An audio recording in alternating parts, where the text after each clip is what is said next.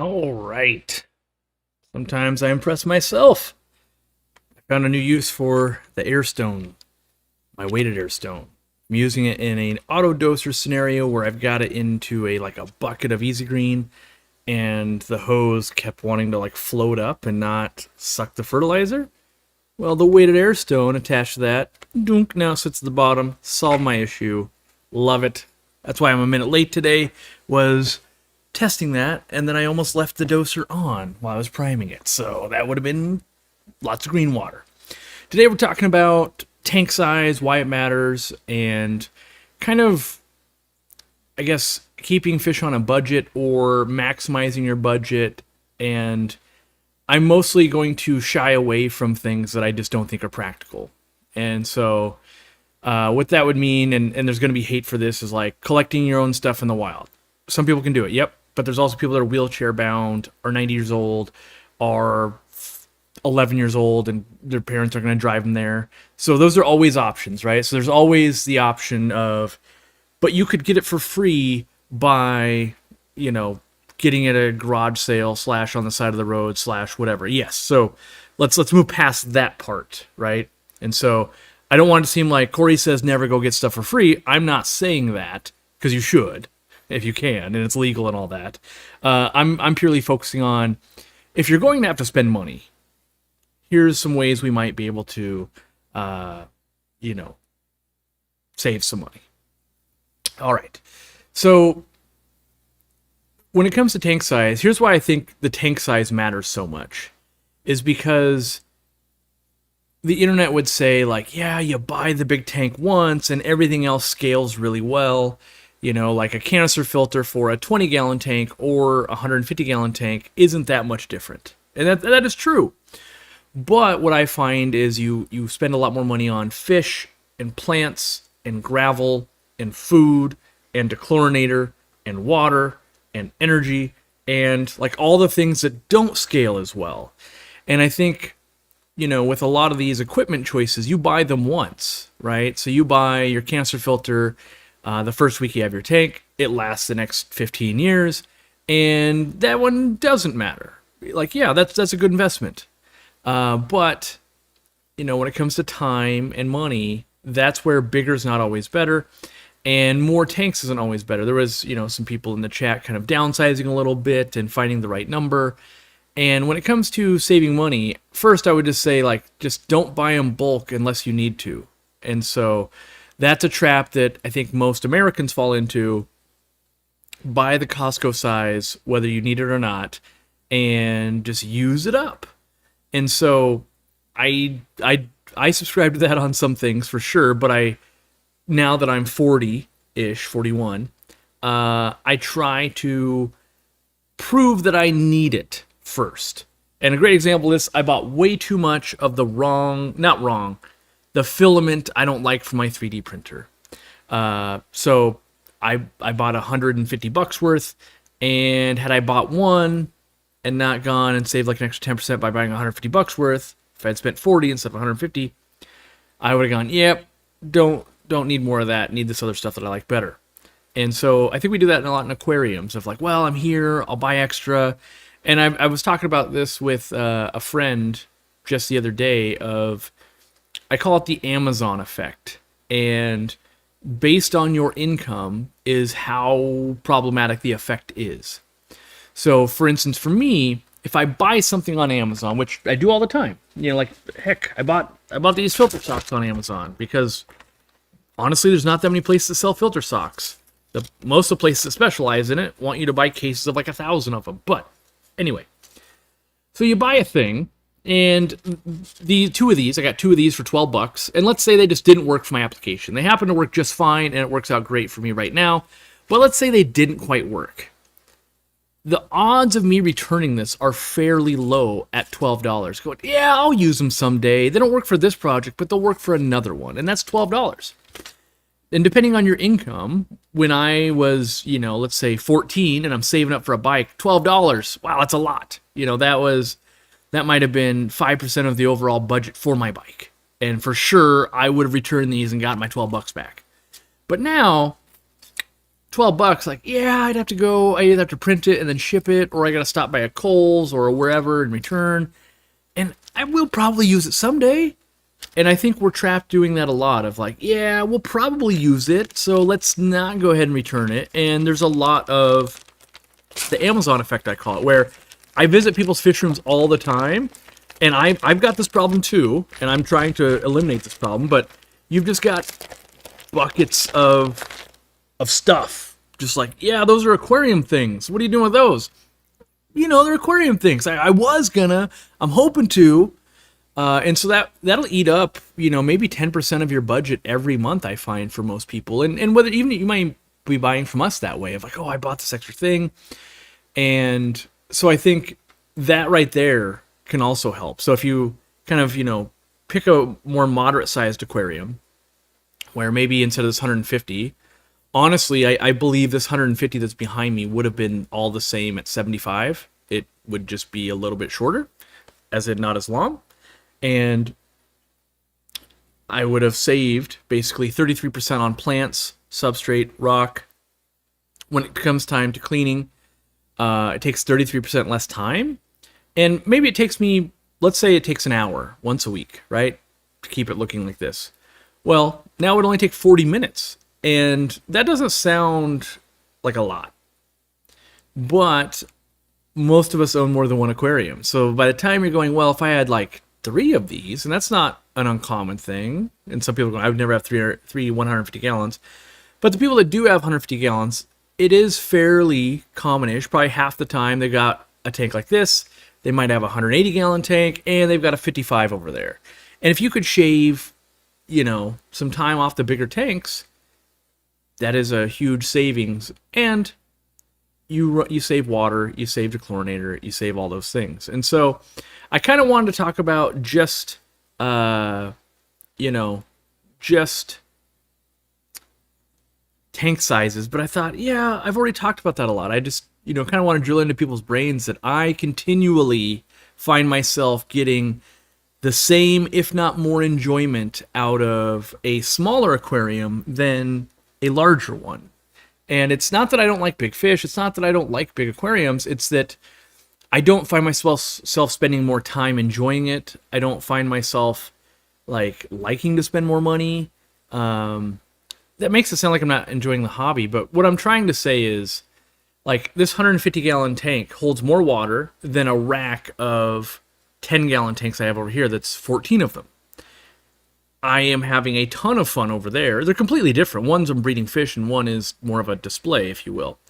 But I'm finding that, if I take a fish from the 40 breeder and I put it into the 10 gallon, I literally get the same enjoyment because I still have the same amount of fish. I'm still breeding it. I'm still doing the thing I want. And it's easier. And what I mean by easy is it's hard to make a big tank look cool. It's expensive. Finding big enough pieces of rock or wood or whatever is harder. And so I think I'm just trying to remind everybody to think about those things when you're, you start with an idea. Everyone starts with an idea and they go, I want to do this thing. Then we start researching the idea and we kind of get lost in the bigger is always better. And so we go, well, it's not that much more to go another tank size up or another thing up or another thing up. And that's the truth. At the beginning stages, it's not that much more. But then you start looking at fish, and maybe a tank that's 2/3 this size, it only needs half as many fish, as in half as many rosy barbs would look good. And so then you're saving half as much on the food, and you have half as much maintenance because you're putting in less, and it's half as much fertilizer, and you save a little bit on the light. And what I think happens for me and other people is eventually you kind of get a lot of stuff going on. You got X amount of projects, whether it's all fish tanks or other hobbies, and you have to start making some decisions. And that's where I think we run into it of yeah, I kind of want to do the thing, but I also want to do this other thing, and I don't have enough money to do both. And so you end up trying to cut corners, and you'll see this where it's oh, the light is not quite the right size for the tank. And, well, if I buy this other fish food that is bigger bulk, it saves me money long term, but won't be as fresh, right? And there's all kinds of things that we see that fresher food typically spawns fish. You make more fish. That's a great feeling. Higher quality food means you feed less, which also means you clean less. So that's a great feeling. And, I don't know where I'm going with this necessarily, because I'm not talking one-on-one with a person. It's way better to go, hey, I have this specific budget and I'm running into this specific problem. And I go, hey, these are the 5 steps I do to solve that.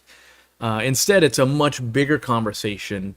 And some of the things that I've been doing lately to, I don't want to say fix, improve the whole fish room, I added some big fans. Because one of my epiphanies I found is 2 sides of my fish room, and I'm heating the whole space. One runs cooler than the other. Even though they're both outside walls, one was running cooler than the other. And by running a couple of fans on low, it's not loud. And yet it raised the temperature of the tanks on the other side by about 1 degree to 1.5 degrees. And I expect to get another 0.5 degree or so from putting tops on it. And that overall is going to save me time and energy. And sometimes when, we have a budget, it's not always just time or money. Sometimes it can be heat. I've got a heat budget. And what does that mean? That means that if I run it at 86 degrees in here, I'm sweating and it's not fun. I don't want to be in here. But if I can keep it at like 75, I'm okay with that temperature and I can be in here for hours. And so sometimes I want to use less heat and I just want to move it around more efficiently. And we've got that problem in the store, and those things take a long time to dial in, because you make a change in a building or an aquarium and you got to wait for see like, well, what does that do? And so, you could have 2 fans pointing at each other. You could have one pointed this way and one pointed that way.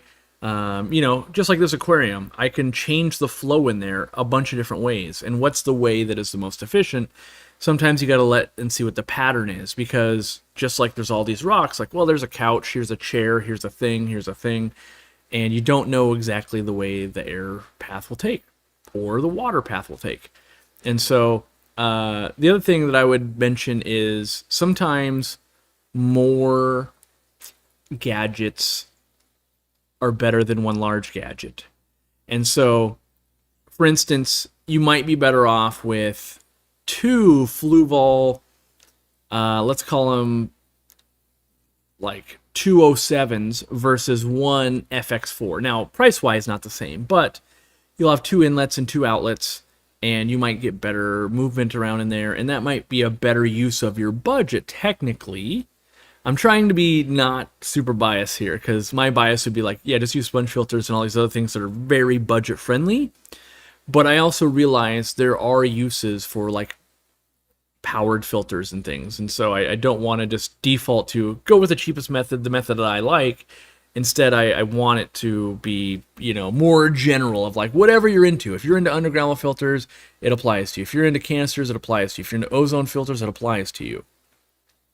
I did see there was a couple not super chats, gifted memberships, which I would like to match. So I will do that real quick here. I think it was a couple of them. As well, I won't say as always, but as I'll try to keep doing for a while, I will match memberships 1-to-1. You got to opt in. You got to click on one of those things and opt in if you haven't already. If you're listening on the podcast 7 days later, well, you got to show up on a Sunday, 6 p.m. on Sundays Eastern Time. We do this live, and you can hang out, get your questions answered sometimes. And if you come in before, usually you can get your question answered because it's less than 100 people. The other thing I would say, and I will, put my own sales pitch on this one, unfortunately, is the type of food you feed can be very important. Floating foods in general, just in general, are more budget friendly than non-floating foods. And why would I make that statement? With a floating food, none gets trapped in the gravel, none gets sucked into your filter. You don't lose any. And so when you put it on the top of the water, you can see, was it all consumed or hasn't it been consumed? Where when and that would be the difference in between the Magic Small Fish Feed and like the community pellet. The Magic Small Fish Feed is amazing. It's magic. It goes everywhere in that water. And the problem with it is it goes everywhere in that water. And if you've got all the little crusty crustaceans in there and all the stuff eating it, that's great. and it's a very good job at that. But if you've got way too many snails and you're trying to cut down and you've got 3 power filters and sucking it all in, that food is not as good as something like the community pellet floating on top. And so that would be, they're literally the same price for the same ounces of food, right? But you will save money by buying the community floating pellet if all of your fish can basically eat at the top. And most fish will, by the way. There are a few that won't. But most fish, most loaches, there's a lot of stuff that will come up and eat off the top once they kind of learn and they get trained to do that. And so, take a look at even floating versus sinking versus all the other types of food. Highly recommend. I don't think I have any with me, but you can see right above my shoulder here, that's an intake sponge, a pre-filter sponge. And what that sponge filter does, if you watched on my hour-long video, which not many people want to watch an hour of me, but if you did, you would see I use them on the 800 gallon as well, and they're your first line of defense from sucking in your food or a fish or anything like that. They are, up to a $10 expense basically one time, lasts for many years, and most of the things, you see that leaf right there? Like right above my head? Look at that. Twirling. How's that for flow? Twirly leaf. Most times I try to have products, and the way I keep aquariums is by doing a thing to my aquarium, it will pay dividends down the road. And so whether it's a plant that's going to grow, whether it's a food that's going to help me breed, whether it's a sponge filter that's going to not need to be replaced to save money and use less electricity, in general, I try to make my things more budget friendly as much as I can. Alexander Koch donating 5 memberships. I will match that. Thank you very much. We're getting closer to 4,000. I'm trying to get to 5,000. So mostly because I want to, and you guys are enjoying the membership talks. There we go. So someone asked how many ingredients are in the new foods. Let me count, because I don't want to say it and then be real stupid, but I'm pretty sure it's 5. 1, 2, 3, 4, 5. Oh, okay. Hold on. Let's see. 1, 2, 3, 4, 5, 6. 1, 2, 3, 4, 5, 6. Does this one have 7? This one have 6? All right, it's miscounting. 1, 2, 3, 4, 5, 6. What is the missing one? What is different here? So they both have krill. They both have whole anchovy. Yes. They both have shrimp meal. Yes. They both have wheat flour. Yes. Wheat flour. Yes. Fish oil. Yes. Yeast. Yes. Okay. What is my brain doing? 1, 2, 2. Right? 3, 4, 5, 6. 1, 2, 3, 4. No, that's still 1, 2. I see. There's a comma and a word that goes to the next line. They both are still 6. Starting to lose it going, I've gone over these foods way too much. How are they different? They're not supposed to be different in ingredient counts. So they have 6 things. Different ratios, though. So the first ingredient on the Magic Small Feed is krill. The first ingredient on this one is whole anchovy meal. Second ingredient, whole anchovy meal. Second ingredient, krill. That kind of changes the buoyancy of those. So it basically has krill, anchovies, shrimp, wheat flour, fish oil, and yeast. Those wheat flour, fish oil, and yeast, that binds them up to hold them together. The other ones are the actual protein sources. And then there's a long list of vitamins, and that usually is just called a vitamin pack. So no matter what food, pretty much, you want a vitamin pack. You could technically make food without it, but there's kind of no reason to not put a vitamin pack in there, in my opinion. Let's see here. So back to kind of, budget stuff. In general, our products, I try to make budget friendly. I do consider, how much budget do people have, but I also try to make them in as concentrated formulas as possible. And my job is to sell you more stuff. And this is a whole live stream about going, well, maybe scale down. Because I do believe that scaling to what makes sense for you will make you have a better experience, which will keep you in the hobby longer, which will convince your friends to get in the hobby, and that's my general sales pitch there. We did reach over 100 reviews on the Magic Small Fish feed, and so we've only got 21 on the community pellet so far, but that came out after, so a lot of the auto notifications haven't gone out yet, but if you want to leave some reviews, especially video reviews, would help quite a bit, and we appreciate that. Let's see. I've been away from the hobby for a decade, so get ready for a ludicrous amount of purchases from the co-op. If you're actually doing that, become a member. You'll save 5% once you sync up your account, and then buy like an order, and then leave a review on some of the products. You'll get a 5% discount code, and then you could stack those and really start doing some big purchases. Someone else said they were doing that too. They're like, I'm building my fish room, I'm going to make some big purchases. What's the best bang for my buck? And that's what I would say is do that. Stubbs Aquatics.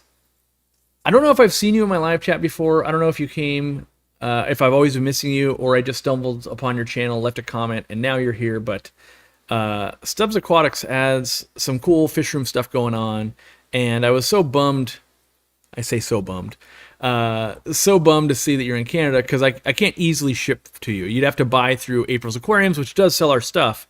But being a creator like you are, I wanted to send you some, but our system, getting stuff to Canada is like nearly impossible. Plus, just as a human, getting stuff from America to Canada right now with everybody on strike just ain't happening. So in my business circles, they're all just like, what do we do? Like, all of our stuff, like, people are asking for money back, can't get it there, what do we do?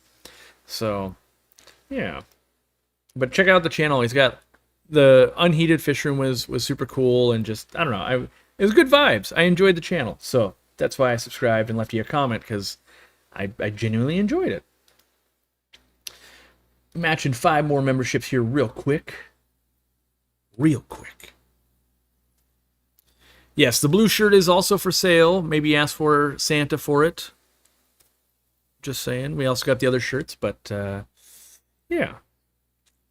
I'm not sure if I left a review on the floating yet. Well, please do. Good, bad, mediocre, all of those things, it helps. And, even if you hate that food, the fact that if it has, it's got 2,000 reviews, and majority of people like it still helps us. So, but maybe if you hate the company, you don't want to leave a review, because any review pretty much helps us. People don't realize that. They're like, I'm going to leave scathing reviews. I'm like, if you sound unhinged, you're actually helping us sell it more. Thank you. Can I tell you more about the 10-gallon breeding setup? I could. I have a whole forum post on it on the forum, by the way. But it's not a gladiator rack. It's a metal rack that I got from Lowe's. It holds 14 10-gallons. They're all plumbed. Very low lighting. Not that many fish. Let's see. There's 1, 2, 3, 4, 6 of the 14 have fish in it. They're kind of still cycling. They're bare bottom. And by cycling, by the way, I do want to get rid of that word. They're seasoning. They don't have any algae growing or anything yet, and that's what I'm really waiting for. And so that's why I haven't moved some of my breeding projects out of the 40 into there, and really can focus on making some platinum balloon mollies and stuff. I'm waiting for the marination to happen. Yes, there's some plants. I got to get a little more easy green going in, get a little bit more growth going. I bought the sunlight greenhouse panel to make the tops. That came in Friday. I went and got it Friday, and but I haven't cut it up yet. So still working on those things. But I plan to show you guys when it's when it's more functional. I guess that's the term. Blue says, "Thank you, Corey, for my gifted membership." Well, thank you. I appreciate it. I was actually thinking about doing a hiatus, if you will, and just not show my fish room for 3 or 6 months, and focus on making content that I either have to leave my house, or just hey, here's how to do a thing. And because I'm really putting in a lot of time working on making the setups better But I get super bummed out when people are like, "You're just terrible, man." And I'm like, "Yeah, I know, I'm terrible." There's people like, "I've never seen the 800 gallon look good." Like, you probably haven't. I have been very proud of when it was Vallisneria clown loaches and tiger barbs. There's been a couple, years worth of like, that was really cool. And then my life has been in disarray of like, I gotta move, I gotta do a thing. And so, if it probably takes 200 hours to make an 800 gallon tank awesome. And the problem is, you're like, wait, that's 4 hours a week in a year. Like, yeah, it's kind of a lot. And I might have only have 30 hours into it. Like, oh, that explains a lot. And so behind the scenes, that's why I kind of call that one of behind the scenes. I've been spending quite a bit of time going, all right, what am I going to do here? I'm going to make a tweak here. I'm going to do that tweak there.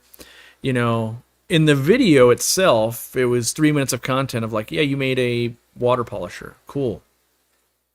In real time, that was a week of work of going, okay, I want to 3D print a thing. How can I set it up for a video down the road where other people could actually make it and all of that? So it takes a little bit of time. But, rest assured, we're working on, this is what does it say here? I want to make sure it doesn't like dox somebody. Where'd that go? Right here. Yeah.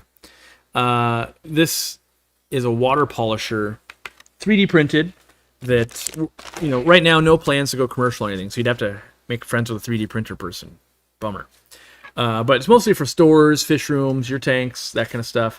But the goal is aquarium co-op water pump, power head pumps water into here. You've got a filter sock. This sits on your tank. You can go all the way down to 1 micron with these. That will take out green water, ick, all kinds of crazy stuff. Like you can go down so fine with this. And then you're going, this is made for a 40 breeder, but if you had a 10 gallon, you would put this piece in, and now it fits the rim of a 10 gallon. And so we've been working on that behind the scenes, which allows me to get cleaner, clearer water. We also will share that with other people so that, everybody could have one if they wanted. Plebeian J says, I've seen some local libraries that have 3D printers. Yeah, there you go. Trying to make it, I truly believe, whether, because I believe it doesn't mean it's true, but I truly believe I'm a hobbyist first and a business guy second. So my goal is to just make no money off of this and just have it be free. Like, we're crowdsourcing it. Everybody, I'm testing and giving my input, and other people that are rad in 3D modeling are giving their ideas, and we're honing it in and things like that. But the goal would be that, now everybody has access to it. You could live across the world and be like, I got access to a 3D printer. Boom, there we go. So, yeah. Your perspective on tanks and how enjoyable they are, even at smaller sizes, changed my life. I have an establishing 20 and 10 gallon. I do believe this. I think if you take out everybody else's perspective, and one of my favorite things to do is turn off all the lights except for your aquariums. All of them. And get in the chair or lay on the ground, whatever is lowest to the ground, and like have a drink, like a soda or water or whatever, and just force yourself to spend like an hour or two in there where you can't do maintenance, and you just have to like take mental notes of like, what am I enjoying? I'm pretty bored with that one. I'm thinking about planting that over there. This tank's just awesome. I need to do more of that. And when you start doing that, where you're truly just, you're just taking it in. And here's the difference, by the way. The difference, what I'm trying to establish for you with this technique is, when you're watching something on your TV on the couch, and you're doing this the whole time, and you're just, yeah, can you hit the skip button? We want to go to the next show. Yeah. And you're just doing whatever you're doing. That is completely different, and that's what I think we are most times in our fish room when we're trying to like fix things all the time.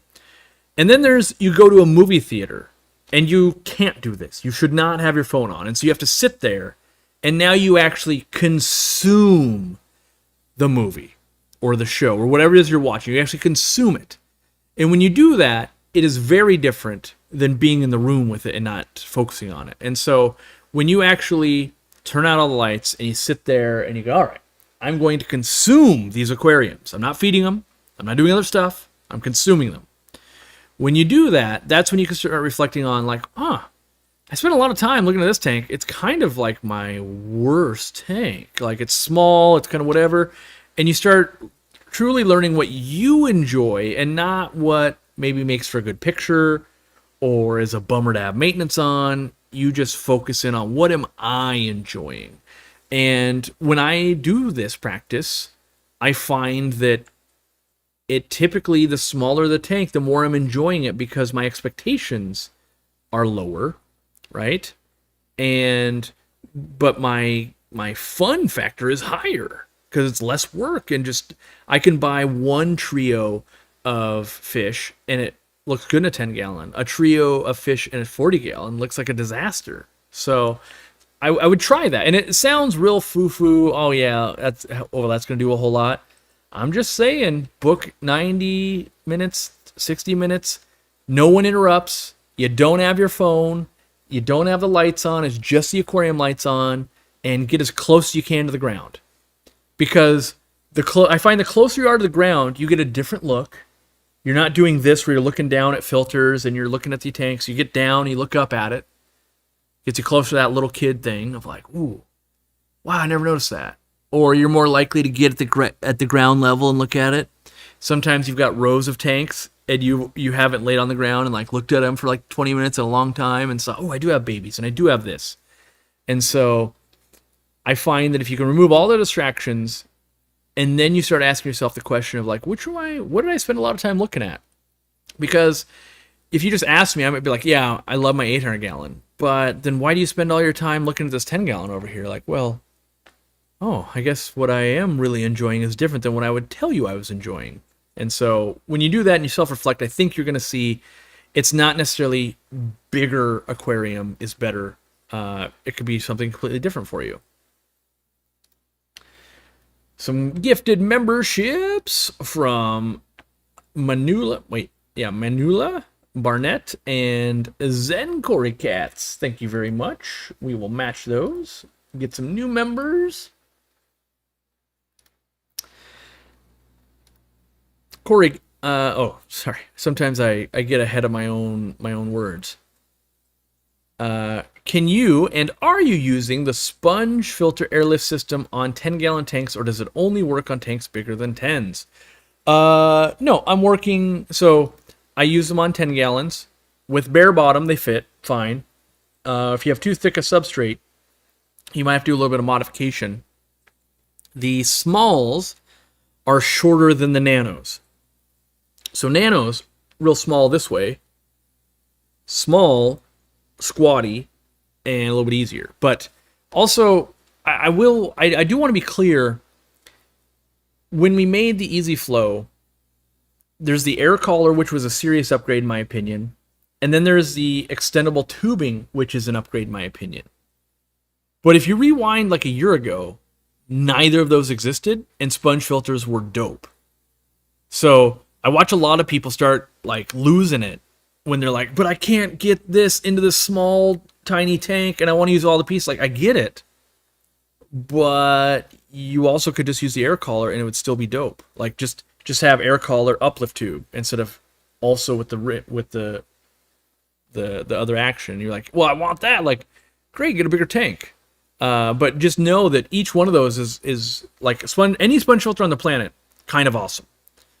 Here's my opinion. Any sponge filter on the planet, cool. Sponge filter with super weighted base, better. I like it. I don't want suction cups. I just want a real nice weighted base, real heavy. That's an upgrade. Coarse sponge filter, in my opinion, upgrade. Not everybody agrees with me on that one, but I think coarser sponge, upgrade. Right? And then I would say the next upgrade for me, air collar, upgrade. And then I would say the next upgrade after that is modular curved tube. And there still could be upgrades. Someone could invent another upgrade. Like, wow, that's amazing. Why aren't we all doing that? But even if I didn't have access to all that, just a simple sponge filter, still amazing to me. I love them. I used them that way for 15 years, basically. So, just real basic. Wet Sleeves Aquatics, been a member for 1 month, and now paying it forward with 5 memberships. Well, thank you. I love to see that. I love to see when someone like gets a membership or buys one, and then like, wait, it's kind of dope behind the scenes. Like, these talks are no joke. I don't think the average person realizes how good the talks are. I think they just kind of think like, yeah, the dude Corey will be behind the camera talking about some crap. I get that for free. Like, it ain't that. We are hiring experts in their fields to give a PowerPoint presentation about the topic. It's kind of amazing for $5 a month. My Epistogramma cockatoides had 5 babies in a 10-gallon. Can I keep them all in a 30 breeder with lots of structure? If no, when should I find new homes? I think you could do that. I've actually had a couple of generations going on in a 10, actually. It was a long way 10. And I've had 2 or 3 batches cohabitating. Yes, a bunch get picked off, which probably has happened to you. You're down to 5. So normally you'd have a batch bigger than 5. But, you can have multi-generations. And especially if you went to a 30 breeder, I would expect with lots of stuff in there, you could get quite a few generations going on. Knowing that your goal is not to rear every last fry that you can get a hold of.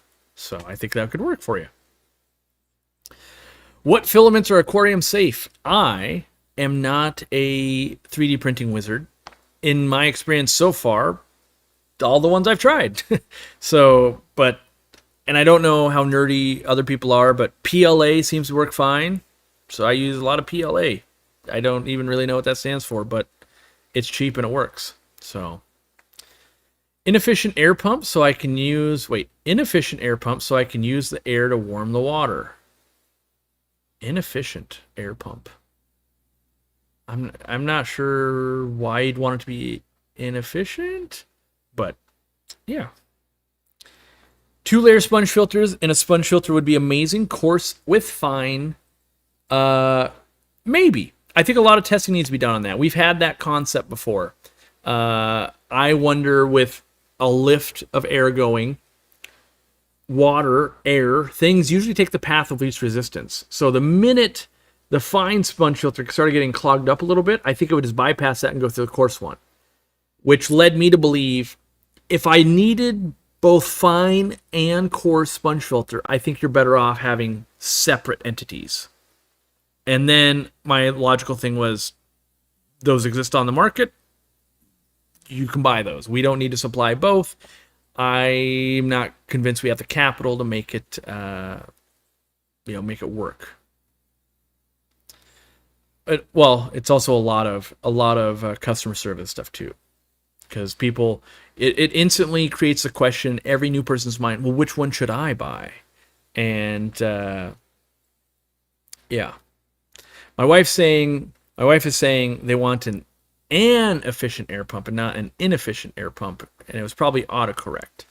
That might be the case. For me personally, I find linear air piston pumps to be the most efficient when you factor in all the factors. So power usage, heat output, noise is a big one for me, cost, and longevity. Like those 5 factors. And I really want to build a matrix, a Corey matrix of what value is in the fish room for me. And I want to start ranking things and scoring things. But I really think the linear air piston pump, assuming you can shell out the $250 basically, is a great investment, very long term for a fish room. And you can do so much of it. So like mounting your air pump near the ceiling, you pull in the warmest air and you put it back to your aquariums. If you can have tight fitting lids, that helps. I've witnessed it help quite a bit out in ponds. So if I have my fish room like in my house, or not my fish room, sorry, my air pump in my house, and I run an airline tubing and I try to insulate the tubing, it can pump warmer, not like super hot, but warmer air into a pond. And if I cover the pond well, I now might have a 4-inch layer of, let's say it's 75 degree air. That seemingly helps keep the temperature warmer than if it was just open top and there's ice on the top, right? Doesn't heat it to 75, but you might get a few degrees warmer. And I find that being able to pump with a linear air piston pump that works like a piston you can pump deeper, it runs quieter, and they just run almost forever. So I I don't think I haven't seen anything that beats them yet. And to be fair, that I for efficiency they're better than these, in my opinion. But not, like this, I still would use these. Like I need to use them in certain places, right? But if you're gonna run, if you're looking for absolute most efficient, I haven't beat a linear air piston pump yet. So yeah, here's the insides of an air pump. If you ever want to see one, there's the insides of ours. They're very simple devices actually. And if you ever have to, I'm supposed to make a video on this, but if you ever need to replace like the diaphragm or something, which we're making kits for these, by the way, so that when our air pumps start, like the rubber will break down because it vibrates. Well, let me do a quick little tutorial on how a air pump works, a diaphragm air pump or electromagnet air pump. So basically what you have is you have this little magnet right there. And what happens is it'll cause it to do this because the magnet will move. And so it'll do this. And it'll just do it really fast. In fact, I could probably show that to you live. Let me see if I can show that to you live with holding things. Definitely don't do this at home. Let Corey potentially zap himself by touching too many things at the same time. But let me turn this on. Yeah, there we go. So, you see how that's moving very quickly? This part right here. Oh, right there. If I hold it, no air comes out. If I let it vibrate, hey, look, it's making air very... And so one thing I could show you guys is you see when I plug the outlet, it changes how it vibrates. You see how it like went up higher? You see that? So the more back pressure you put on a pump, it'll also cause wear on that diaphragm. You can see this part, I'm trying this backwards, kind of blows up more like a balloon. You see? More pressure. So, let me go ahead and turn that back off there. So, when that eventually gets brittle or wears out or whatever it's going to do, you're going to need to replace that little rubber piece. And so that's fairly easy to do with our air pumps. I know everything's falling out here, but you just pull it out, which is real easy. It's going to look like this. That's not so bad. And then you could peel off the air pump. And then you basically have this plastic piece, and you have this rubber piece with a metal magnet. And so there's some flappers and stuff in here as well, but you just would replace this, go right over here, and there you go. You also can play around with an air pump, which is this would void your warranty. So full disclosure, this would void your warranty. Don't break it and then be like, you should totally give us another one. But you can bend this piece of metal differently. I could bend it more. Like, let me just... So now I've bent it too much, right? So, how do we make a loud air pump? Mess with the magnet and make it touch things it's not supposed to touch. So now we'll turn it on. Because it's bent, it is on right now, by the way. It won't even make any air. So then you kind of got to go, oh no, what have I done? And you got to like pull it back out, and you got to mess with it and get it back to the right thing. See if that did it. Now it's running a little louder. You can actually, like the tolerance is very tight. But you can mess with it, and you can get it to make a little bit more, a little bit less air. And anytime you get a loud air pump from us, it'll be that somehow during shipping, the air pump will have shifted a little bit in here. I'm trying to... Yeah, you hear that? Like, I'll try to do this on air for you. You hear that? That sounds loud. All you gotta do is like get it changed just a little bit, and then it'll run silent. And this will work for almost any air pump, by the way. So when you have a loud one, sometimes we'll just send you a repair kit. Really, all you need to do is like switch a thing and it will work. But it's way easier to be like, hey, just swap it, and then it works. And you're like, oh, magic. But the reality is a little bit of it can be, and sometimes it's like if it sits really cold on the way to you and then you warm it up, it's going to sound loud out of the box. But once it warms up, it might quiet down quite a bit. And so it can be just a tiny adjustment. So yeah, I'd have to now adjust it a little more. But yeah, that'll be, we're trying to, so another way, budget, make it so you can repair your stuff. Like, that sounds good, right? Repair it. Yeah. Which is a pain in the butt because my company is afraid people won't understand how to repair them. But I think it's kind of a basic fish room skill. Now I can't get it to go together with all the wires. Come on, get in there. But you would just put 4 screws back together and you would have an air pump going again. So Candy's already going to hate that, going, oh, good, make 10 videos so I can explain to people how to do that in the future when we put out the repair kits. So let's see.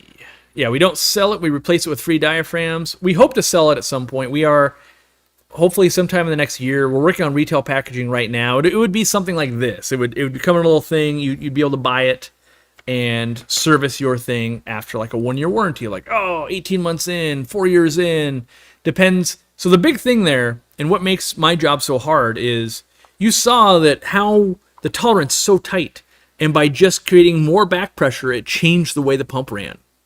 And so with things, running it on this tank versus a 10-gallon tank will change how long this pump's going to last.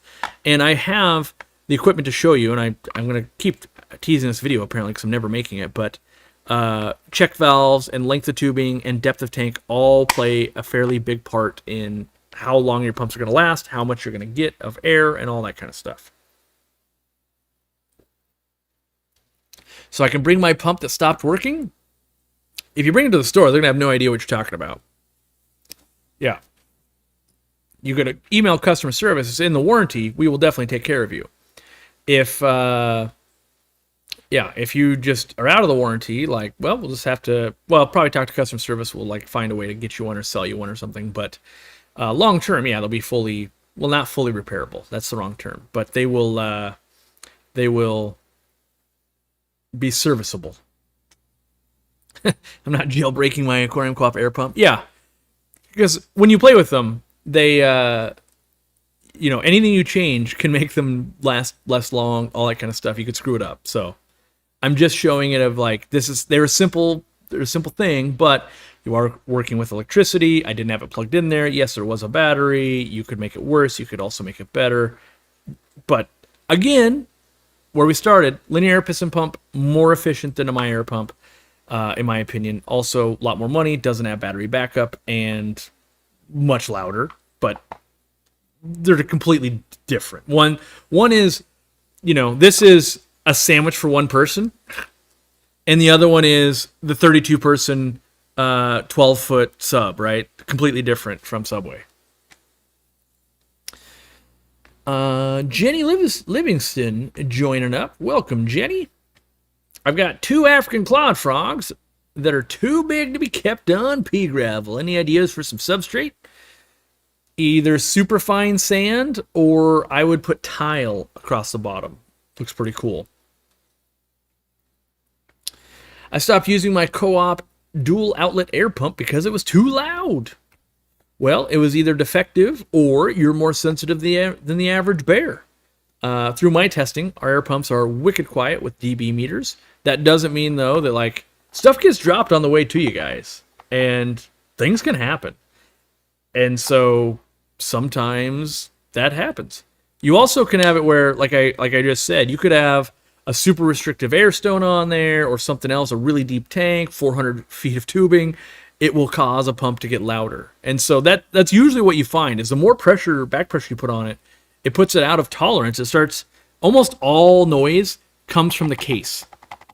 Whether it's sitting and vibrating against something, whether your stand is really hollow and itself is vibrating, or it'll be that the magnet, there's too much back pressure or something has happened and it is vibrating against something. It's almost always a vibration. So as you eliminate vibrations, you mostly eliminate sound. What's my favorite monster fish to keep from back in the day, from my monster fish keeping days. Giraffe catfish are super fun. I like those quite a bit. Yeah, there's so many that are cool, but I don't like Pangasius catfish. I love them. I don't think anybody owns aquariums large enough for them. Like, I think 30,000 gallons and up. Like, they got to be like zoo exhibit, aquarium exhibit type size, because they get 4 feet, and even in large ponds, they're just, you know, they're doing the Austin Powers. But fun, great gentle giants, love them. They eat handfuls of algae wafers literally by the handful. So, Big Steve's Glass Box is donating a membership. We will match that. Thank you, Big Steve. Bring on one more person besides the one. Let's see here. All of my 8-port air pumps are inside cupboards that also warm up the air they feed into the tanks. Yeah. Have you all noticed any change in the number of loud pump reports since moving the warehouse to a more centralized shipping hub? Have I noticed any change? I guess that's more of a Candy question, but it hasn't reached my desk. So normally the answer is no. If anything, it would go down. And if it's going further down, I usually don't get a report on that of like, hey, we were awesome and now it's more awesome. In which case, we don't really report on that to me, because I'm not, like, that's just a feel-good moment. Like, oh, sweet, I like that. That's not a, usually my meetings are filled with like, here's something we've identified we think we want to try and fix. You got any ideas? Let me think on that. Let's see. How can I tap my endlers? I want them gone. Trap. How can I trap my endlers, I guess? Well, there are some fish traps using, I mean, I don't know your tank. Is it like, oh, I got all kinds of fish, but you can make them out of pop bottles, invert them, put some food in. In general, though, endlers are fairly easy to catch, in my opinion. You can get the water level down real low and just start kind of catching them. Most live bearers are fairly easy compared to tetras and things like that. Does my Aquarium Co-op dual outlet air pump... Wait. Does my Aquarium Co-op dual outlet send only the same amount of air out of each, or can I have less from one and more from another? You could have more or less from each one. And that's because... Do I have one of those? Not right near me, but that's because they're using one diaphragm and they're trying to equally do it. But depending on back pressures, we kind of just talked about, everything likes to take the path of least resistance. So it does what it can to equalize, but it's very difficult if you give it, it's just, well, it's very difficult to do at a price people want to afford. That's the real answer. Like, no, I could make one that was perfect. It's $700. Like, well, but this one does 98% of what I wanted to do, and it's only $35. Like, yeah. Is this my house that I stream from? My fish room, yeah. Yep, at my house. You can use flow valves to adjust airflow per device. That's true. You can put inline valves. That does help regulate.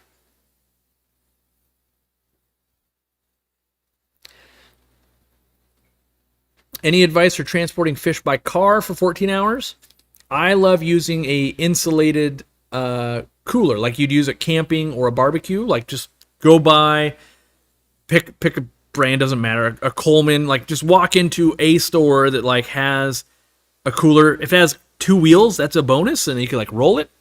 But I basically do that. I rinse them out really well, and I fill it up. Like, pick a 4 or 6 inches. It depends on the fish you're moving, right? If you're moving a giant arowana, that's different than a bunch of tetras. But fill it up some with water from the aquarium, and then I use a battery-powered air pump. And if I'm really dedicating this thing to moving fish, and like I do it all the time, like for a while I was buying koi from dealers and ponds, and it was like 6 hours each way, and I was doing that a couple times a month. Then you might drill a hole through the top of that thing, put the airline tubing through it. Otherwise, you might just prop it open a little bit, but I like to drill a hole, put the airline tubing. A weighted air stone goes a long way in this instance. Here's why. You're thinking, sponge filter, Corey, that processes the waste. Well, one, shouldn't have that much waste, fast them a couple days. Two, when you have to slam on the brakes and now you've got that sponge filter with that weight and it goes clonk, it can kill fish. And so this has some weight to it, but not as much, and it's much less likely to kill fish. So now it'll stay down in the water and keep it aerated, right? But not be a weapon as much.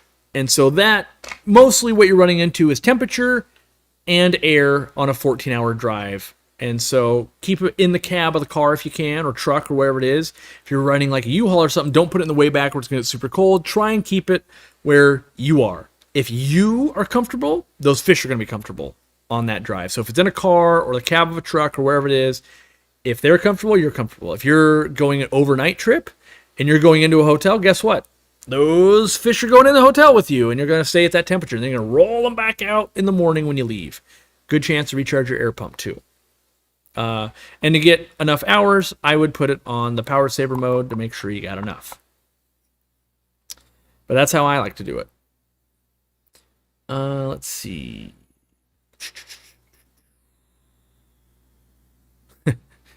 No spreadsheet requests. When are you going to make Aquarium Co-op things available for the UK? Well, they're technically available right now. You can use a shipping service. You could order it to a place in America that will then reship and do the custom stuff to get it to you there. I think you're actually asking, like, when is Aquarium Co-op going to land all their products in the UK? And that is an answer I don't have for you because it's quite involved. I have to have a dedicated bank account and all that kind of stuff in the UK to start the process, all the permits. Each type of product takes its own different type of work to get it there. And so at the moment, we don't really have the resources to be not pioneering because other people have done it, break ground on that project at the moment. So when we find a lull, someone will go, yep, let's start tackling that. Right now, we don't have that lull. Let's see.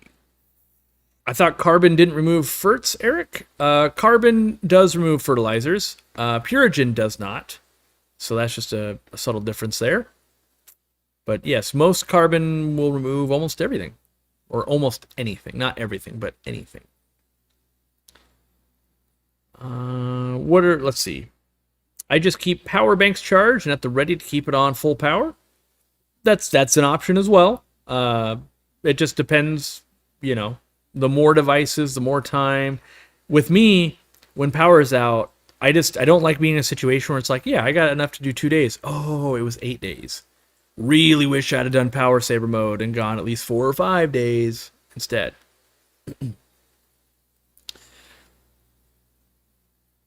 I'm stoked with my sponge filter I just received. I've had issues in a 30-gallon with particulate algae in the water column with my hang-on back filter. The water's now clear in 24 hours. That doesn't make sense in my mind, but I'm glad to hear it. In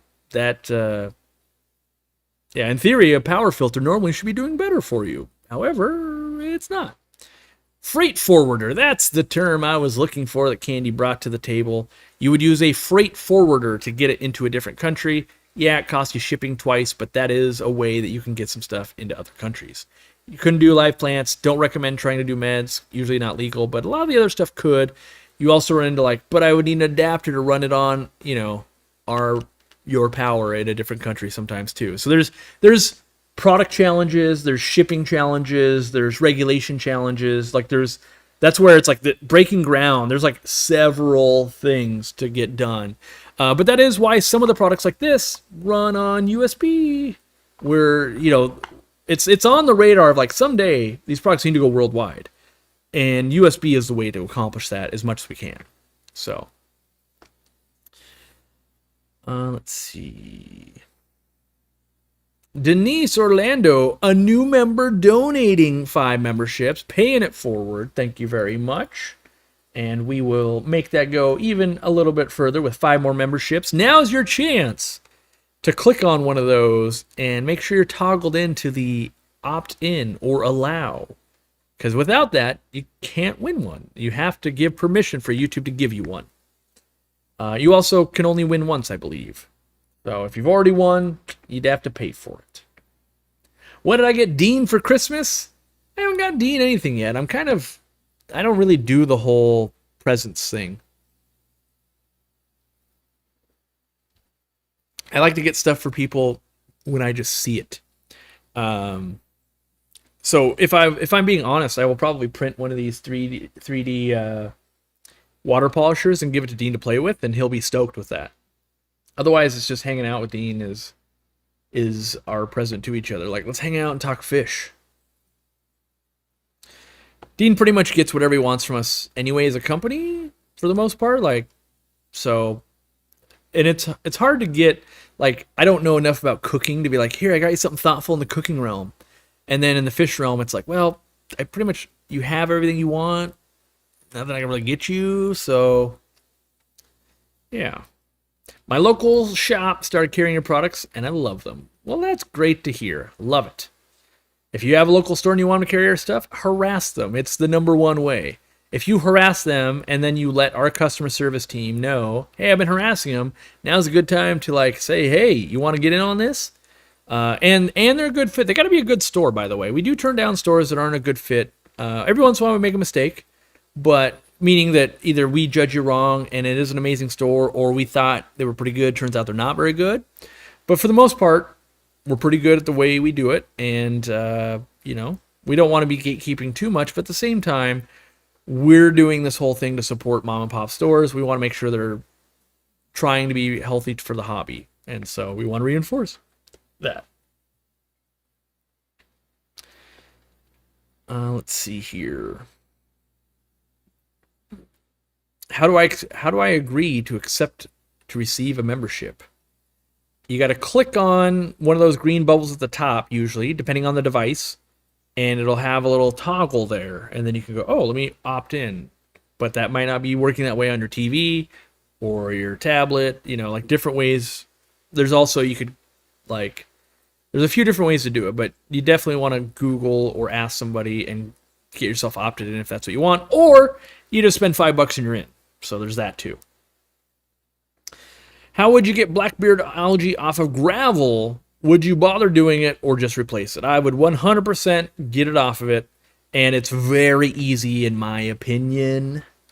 Bob donating a membership. We will match that. Here's my big trick on beating algae on gravel. Ready? It's going to blow your mind. You gravel vac it. So you get your gravel vac, you push it down, your gravel's tumbling, right?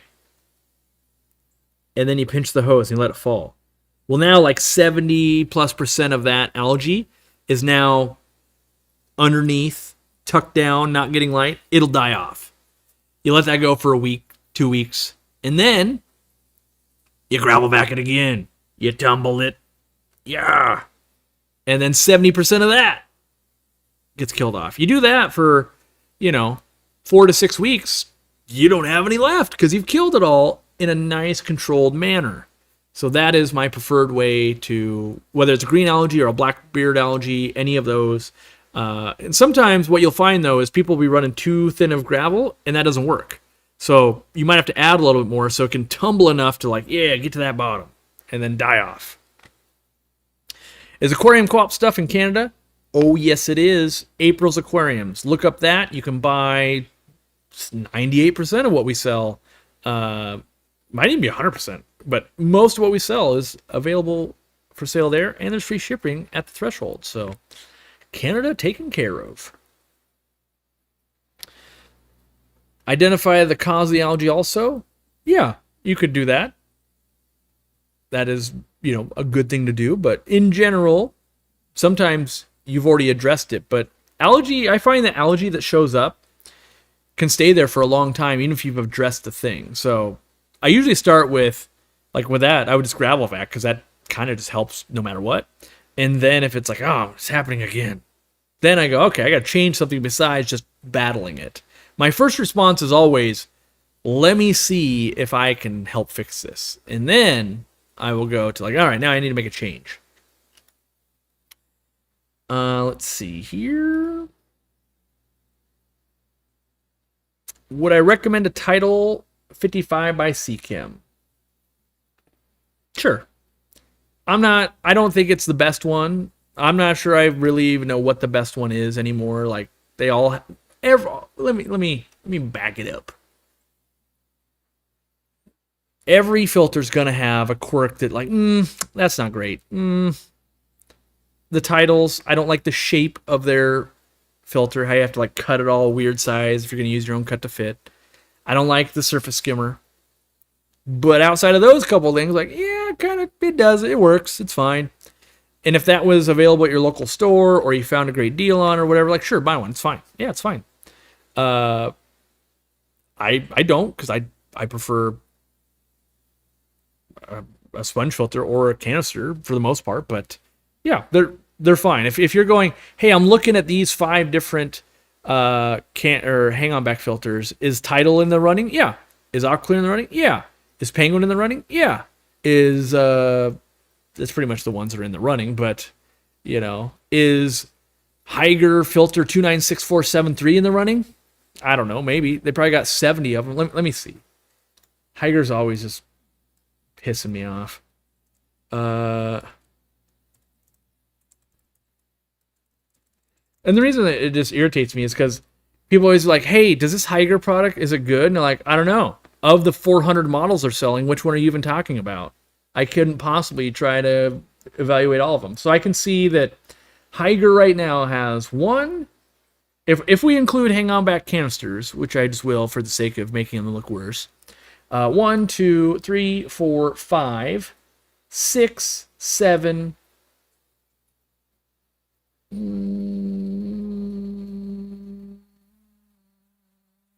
7. They have 7 models. So, and the problem is, like, this one has 27 reviews on Amazon. This one has 1. This one has 4. This one has 4. This one has 42. This one has 25. This one has 33. I don't know. They make it impossible to really learn their stuff. And this rant will only make me look bad. The comment section will be like, this guy is only trying to sell his crap. So let me go ahead and start with that. Yes, buy all of my crap. That is what I'm here to do. It's why I started. Well, that's not why I started a YouTube channel. It's why I still do a YouTube channel. It's my job to sell crap to you guys. That being said, when it comes to your budget, I will always believe something that will last a long time, serviceable, is worth the money. So if you buy an AquaClear filter and use it for 20 years and you had to replace the impeller once, I find that to be incredible value. If you go, but I can buy this knockoff filter for 1/10 the price and you replace it every 3 years, it's not incredible value. Time is money, all that kind of stuff. So, you know, canister filters, here's what I don't like. I don't like to be the guinea pig when I can't afford to be the guinea pig. So, like, my job is to basically be the guinea pig, but in so many facets of my life, like, I don't want to be the guinea pig. I don't want to go buy a microwave and be like, oh, I bought the crappy version? That sucks. I just want to be like, sweet, I got a microwave, and that microwave lasts me 15 years. Like, that's how I want every product to be on the market for everything. Like, most of us, we buy a microwave rarely out of, I broke it? I used it too much? Instead, it's like, something happened. My kid beat on it. A baseball hit it. I dropped it. The plate in the inside, I dropped it. Or I'm moving houses and that one stayed. Or I remodeled my kitchen. Or. Not rarely is it like, wow, used it so much, ran through it, buying a new one. Rarely, at least in my experience. I've had to buy very few microwaves. Usually when I buy microwaves, it's because at our warehouse and store and stuff, like, people just beat on them because they're not theirs, and they're like, yeah, the button's broken, now we're going to have to buy a new one. Like, dang it. Thanks for making time go by faster while I'm stuck at work. Merry Christmas, everybody, from Rusty Johnson 24. Go on, flu ball be tripping. Everybody's tripping. I'm tripping. Everybody's tripping. In my opinion, is a Fluval 407 filter a decent filter? Yes. In fact, can I show you? I've hidden it out of view, but nope, that's a CO2 system. My bad. It'll be over here, maybe. There we go. There it is. That's a Fluval 407 running the 150. Yeah, I think they're fine. Money no object. Money no object. If okay, here's a thought experiment for me. If someone said you can have one filter, unlimited amounts for the rest of your life, you have to choose one manufacturer for a canister filter, and I had to choose a model. I can't just be like, ooh, the whole line. I literally, and it's as many as I want, by the way. I would literally choose Fluval. As much as they're tripping, I would choose the 400 series, not the FX6, not the FX4. I would literally just want a ton of. I would probably choose like a 306 or a 40 or a 307 or a 407 and be like, I can have unlimited amounts. I just send an email and 12 more show up tomorrow. That is what I want. Just because I've got so much tried and true practice with them, they're easy to use, and yeah, I would. Now, that's only if they're free. I've got a whole fish room in here. I'm only running one, so do know that. Let's see. All my fish supplies come from you, Corey, and all my fish come from Dan's Fish. Well, I hope everything's working out well for you then. How many of those 48-inch co-op lights do you have in stock? Not enough, I'll tell you that right now. It's going to be a sad time. Aquarium co-op light. LED light. LED light. I'm already kind of working on a new version. Like, I'm brain thinking of, like, what am I... When we do another light, I already got, like, ooh, here's how I want to make it better. Better for me, by the way. Because whenever I say better, people are like, no, that doesn't apply to my 3/4 of a quart bowl. Like, yeah, I'm not making lights for 3/4 quart bowls. We are down to, on the 48 inchers, we are down to 150, exactly, actually. 150 of them. Yeah. That endorsement just gave Fluval a license to trip for another 5 years. Unfortunately, If there's anything, I try to be honest. As much as there's so many things I hate about companies, when they do something right, I feel like I have to give them credit where the right has been done also, because that keeps me in balance of like, yeah, Corey's fair. He hates that, loves that. Yeah, he's in the middle on that. Okay. Rob Douglas, 6-month member, donating 5, matching 5.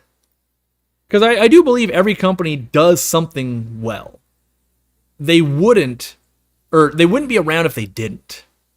But I don't believe every company does everything amazing. My own company included.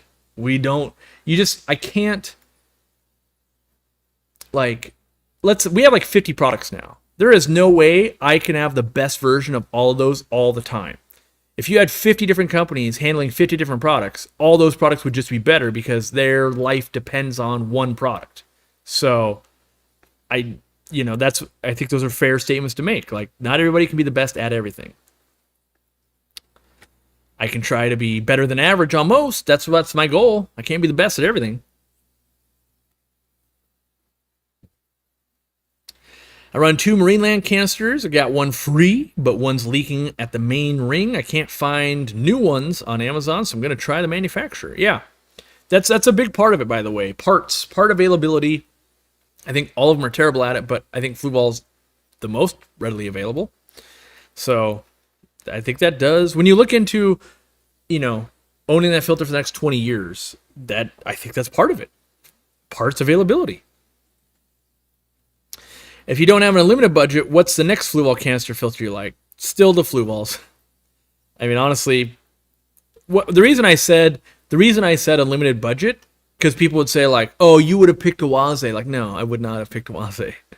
I would have picked flue ball still. But with money being no object, I picked flue ball. With money being an object and canister filter, I still would pick flue ball. Now, do I think there are probably gems out there on Amazon for canister filters? Yes. Here's my thing, though. Let's rewind 15 years, and Corey's been in the hobby for 2 or 3 years. Do I think I could pick 1 out of 100 the correct canister filter? No, I don't. Because half of the canister filters of those 100, 50 of them haven't been out for a year. You have no idea longevity. 2, you don't even know what parts break. 3, you don't know how many of those reviews are even just bought and paid for. And so if I had a limited budget, it's this weird thing of, if you have unlimited money, try all the garbage and find the diamond in the rough. If you don't have a lot of money, make sure what you buy will last. Does that make sense? Because it just, you can't afford to go, I wasted $50 on this and it sucks. But yeah, the good one was $250. Like, ugh. You can't afford to take the $50 hits. You can't afford to be wrong 3 out of 4 times. Yes, you hope that someone that is going, you know what, I've used all of them. I tried all 700 different heaters from Haiger. Here's the one that's good. You really got to have somebody wanting to do that, though. Canadian pricing hurts, which I find hilarious, by the way, because it's a Canadian company from Fluval. Fluval be tripping. I totally would go Fluval if I buy new one day. Yeah.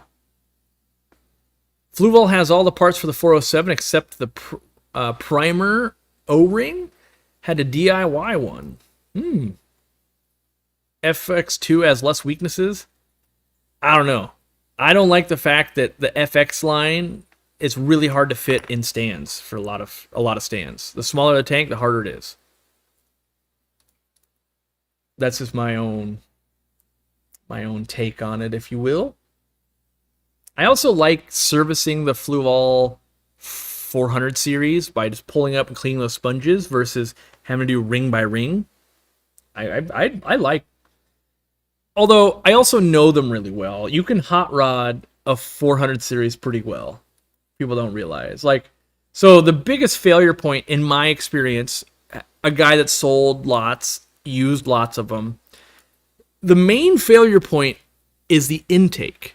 People don't realize the little basket, inside of there's a plastic ball. And that plastic ball helps you prime. So basically, when you push the air out, the air comes out, but the ball goes up, doesn't let the air go back up in. So you're doing this, and it's like trying to get the air out and get the siphon started. Well, if you really want to hot rod that bad boy, you take that plastic ball out. And as long as you basically always keep those tubes filled with water, you don't really have to rely on that primer anyway. And now you won't have all the Java moss and all the goodies that get stuck in there and reduce the flow a ton and have to maintenance it all the time. So you take that little ball out, and now you're really cooking with gas on that. So yeah. Let's see here. Yeah.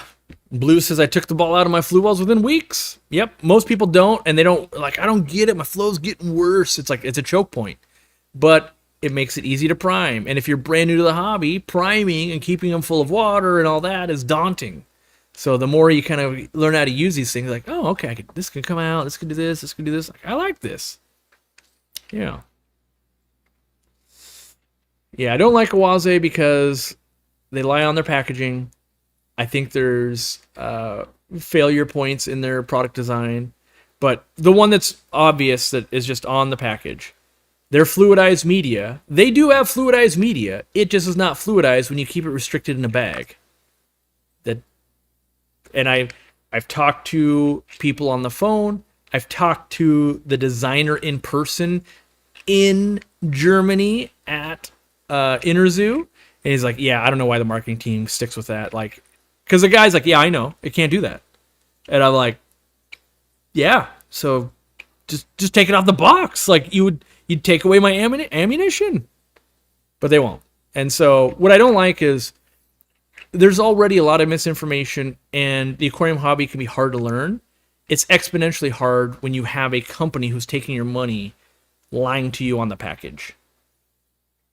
And sometimes people just don't know. And that's way different than, oh, you know and you choose to do it. So to me, it would just be like, just call it media. Just change it from being fluidized. Just call it media. It's fine. It's plastic. Everything's media. Put a sock in there. It's media. It doesn't matter. Like, fixate on your strengths. The pre-filter, it fully explained to people that 50% of people that own a Waze canister with a heater in it will break it. That's what you see. It's not a new idea. It was done by Aquatop for a long time with UV sterilizers. And Eheim used to do it. You take off the head unit, the heater's sticking out, you set it off to the side, your dog kicks it, your kid steps on it, you are, you've got all your craps, you're servicing your tank, you're stepping over the python, you kick it.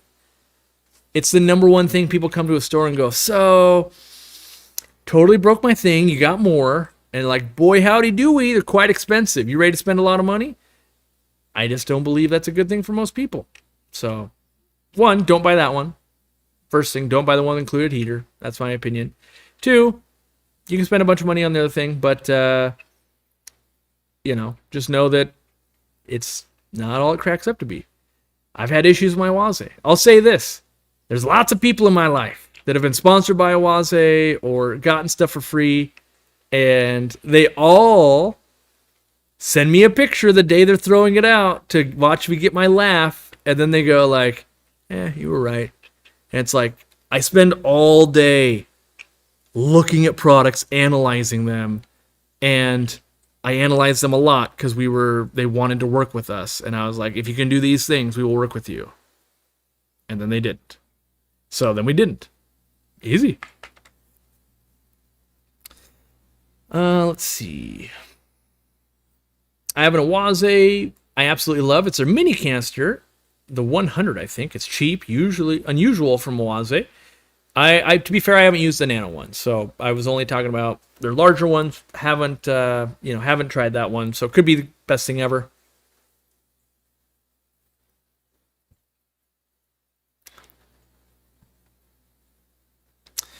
You've taught me too many ways to hot rod fish stuff. At a certain point, you can modify almost anything in any way. You gotta evaluate like what's the style you like. Because just because you make something more efficient doesn't mean it made it better for you, by the way. There's something to be said for every product out there. I mean, maybe hang-on backs of cartridges are the best thing for you. Like, I could totally see that. Like, every product has a use. And people are like, that's so bad, though. Don't do that. Imagine you had a fish tank and you had to work remotely, like you were always in a different city for work, but your grandma, who's in a retirement home and they allowed a fish tank, had to have a filter, and you could tell the nurse that basically has to visit every day to help her, hey, once a week, every Sunday, I want you to replace these 2 cartridges. Totally perfect use for that, in my opinion. Like, yep, I understand it. I get it. Yep, makes it easy. You spend the money. Grandma gets a fish tank. Her life's better towards the end of her life. I get it. Yep, I get it. Everything's got a use somewhere. Just doesn't mean everyone's got that same use. What's my number 1 cichlid-proof plant?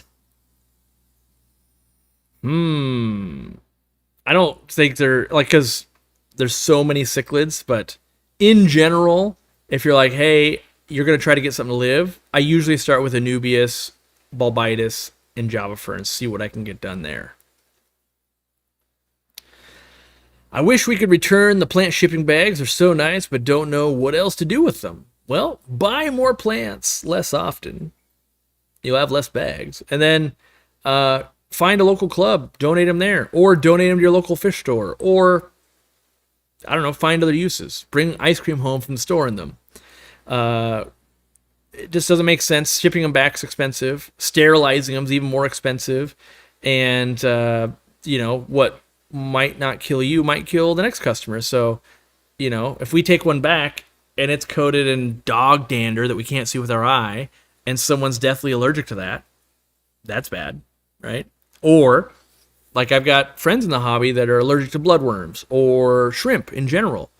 And if your hands had any of that, because you're unpacking the plants and you were feeding your fish, and then it came back and we didn't get that sterilized enough, and then they go into anaphylactic shock, that'd be horrible, right? So there's all these, like, yeah, in a perfect world, I love that. It would save us money. It would save the environment. In the practical world of, like, yeah, yeah. The Eheim Pro line has held up well for me. Good to hear it. Love it.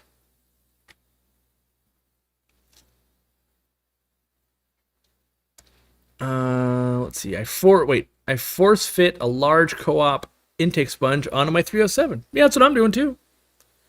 It's not really that much of a force fit, in my opinion. You just go over the basket, fairly easy. Wait. Yeah, okay. I thought maybe you did the sponge filter instead of a intake sponge, but no, you did the intake. Good. How do you find that Geophagus interacted with the Maboo? I remember you had some Jurapari with Ladybird. I've been thinking about doing a Balzani or a Jurapari with my puffer. In my opinion, Balzani are more aggressive than Jurapari. True Jurapari, I don't think will hurt a fly. Like, they just seem to be so passive. Some of those Geophagus are quite aggressive, though. So I was spawning Juraparis, and it was fine with a Maboo puffer in the same tank. And I did that in a few different tanks, so I've got more than one rep in there going, yeah, it kind of has been working for me. But, yeah, I would hesitate with other ones. I also have, less experience. I haven't spawned those ones as much and that kind of stuff. Much to the dismay of my manager, anytime someone comes into my store for hang-on backs, I sell them sponges. I mean, money-wise, like, so if you're, like, if you go to Chewy.com, for instance, like our number one competitor, and you sort an equipment or filtration by most sold, it's stupid cartridge filters. Everyone's buying a ton of cartridge filters, and it makes so much money.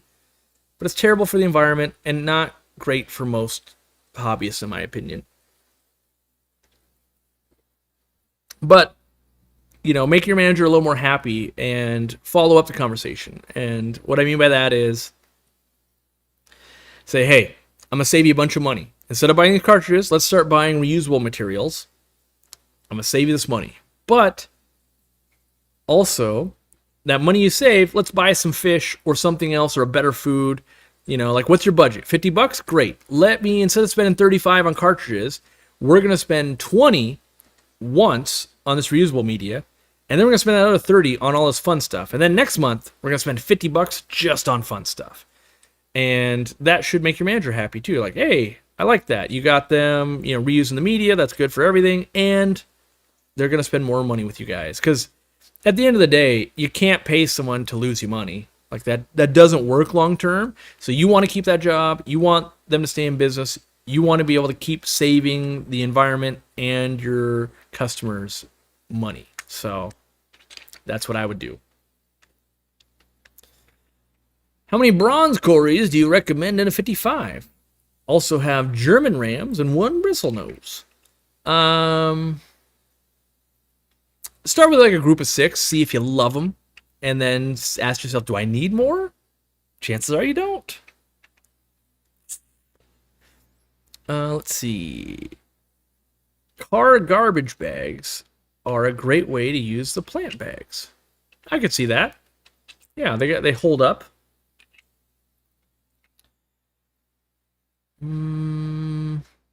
If I could start a second business today, what would it be? If I know what I know now, it's hard because you don't know if the other thing will pan out. So there's 2 businesses I would start today. And this assumes you know what you know now. Like, if you're 17 years old and you're like, what should you do?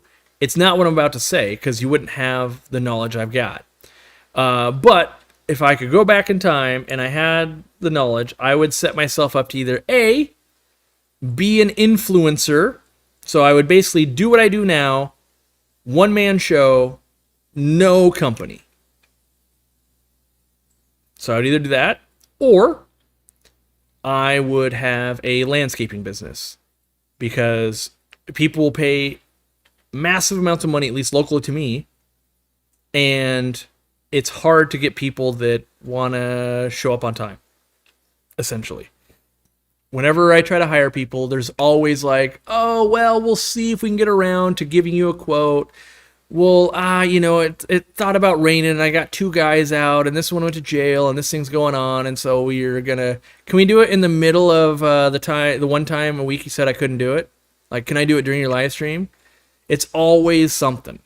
And that's like with 15 different companies, between my grandma's house, my mom's house. Like, it always ends up just going like, oh, guess what? I'm just going to mow the lawn, because apparently I can't pay people to do the thing I need to do. And that's on top of paying a premium, where you're like, oh, the contract's $1,200 a month. They're like, you still can't get it done. Like, wow. Or you still are breaking stuff nonstop. Like, ugh, come on. So I would be tempted to play in that business and see if I could bring what I call the aquarium co-op effect. Could I bring that to landscaping? And now my landscaping business would be more than landscaping. So yes, I want to mow your lawn. Yes. I want to clean your gutters while I'm there. Yes. I want to scoop your dog poop while I'm there. Yes. I'm trustable, so I want to clean your cat box while I'm there. Like, what else can I do? I would also haul that mattress to the dump for you. I would combine all of these businesses. I'd be like, yep, we show up. We have this truck. Anything I can do with a ladder, a lawnmower, my 2 hands, a helper, I would do it all. I would be like, call that guy. Call that guy. He would get it done. Like, oh, you need some mulch? I could probably pick that up for you. So it's like the lawn handyman thing of like, if it doesn't require tools, I'm into it. And to me, like, mowing a lawn, I'm doing a disservice to everyone who does it professionally, but you can wrap your head around that for the most part. You buy commercial mowers, and you buy commercial blowers, and you buy commercial edgers and things like that. But you also can basically just get the people up on the roof. And I wouldn't take on like, oh, it's a 7-story building and people are going to die doing this. I wouldn't do that one. But for the most part, the Ramblers and the 2 stories, like, yeah, I would just do it all. Oh, you need something done? Call me. I'll do it. Oh, windstorm. Like, all the things that I have happen outside, I'm always like, yeah, so big windstorm. Lots of trees, branches came down and all that. And like, oh, well, you got to pay another company to come clean that up before we would mow. And it's like, I can't pay you? Oh, we don't pick up branches. Like, you're kind of just making me find somebody else. Rachel M. Yep. If I close this company, I'm starting it tomorrow. I'm the landy man. So, not the handyman, the landy man. That's smart. I like that. It'll probably make me go out of business because no one will like, what's a landy man? But I like the cleverness of it. If a local fish store sells panda cories at $9, what's their buy cost range? Also, do Hasbrosis eat their eggs? If not, is it still worth it to pull the eggs? Habrosis, normally you colony breed them if you're doing it right. Panda corridors at $9. They are likely paying somewhere between, it depends. If you import, which has lots of costs, but anyway, from a wholesaler, you're basically going to pay somewhere between $2.50 and $5 per panda. Depends on sizing, depends on time of the year, depends on a lot of things. Grounds maintenance, I can see that. Yeah, that still doesn't really describe, like I've got a contractor that does work for us, and we had him haul away our old mattress for us because he was already filling a trailer with other stuff he was renovating. Like, yeah, just throw it on there. Instead, like before, we'd have to like, oh yeah, I gotta call 1-800-JUNK for this thing, and then I need a guy to mow the lawn over here, and I need this for over here. Great example. When we went to sell our house, we had someone that was mowing our lawn every week, but then we were like, hey, can you make it look better to sell it? And they're like, no. Oh, you just want no weeding, no nothing, huh? No. Okay, I guess we're gonna hire somebody else. Like, and then we didn't hire them back when we moved. So, yeah. My uncle's a landscaper, high injury rate. I can see that. My uncle is a plumber, high injury rate. He likes to lift water heaters on his back. He's a fool. I will say I watch a lot of people just do foolish, stupid stuff. So there is that too. They're always like most. I don't know about most. I see a lot of businesses running with like manual labor stuff where they're like, instead of more people, how about we just use less and hurt ourselves? And it's like, but if we just had more resources, we wouldn't have to get hurt. And like, well, you're down a guy because Larry got hurt because he was he got punched at the fish meeting because he was being Larry, and then got hurt at work, and now you're down a guy, and now the next guy gets hurt because you're down a guy. Please sell me a fine sponge filter replacement for my filters. I understand your logic as to why they are so coarse, but I and most of my fish friends want a fine sponge. No problem, Scott. Here's what you gotta do. Buy anybody else's sponge filter, remove it from their base, and put it on ours, then now you have fine sponge. Here's the problem. A sponge altogether, maybe it costs me $10 to get it to you. If I sell you just a sponge, guess what it costs me? $10 to get it to you. So that's the same thing. Like, no one really wants to sell the sponge replacements because everybody's going to be like, why would I buy the replacement when I can buy the whole thing for the same price? And we go, I know. And so really the advice is go buy a Hikari sponge or an Aquatop sponge or any of those and just take the sponge part and bring it on over. Now then you got it. Now you got it.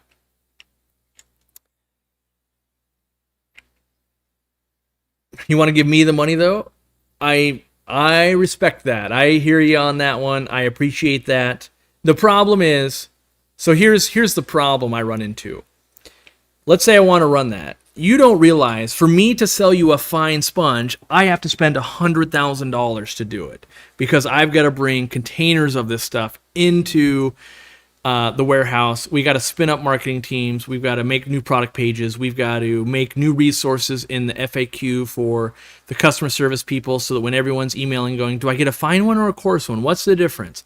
I got to make sure they work on all the parts the same. I'd have to update all the blog articles to go, well, yeah, you do this maintenance on this one, but this maintenance on this one. And so while I love the fact that I would love to make money and you could support me, I love that part.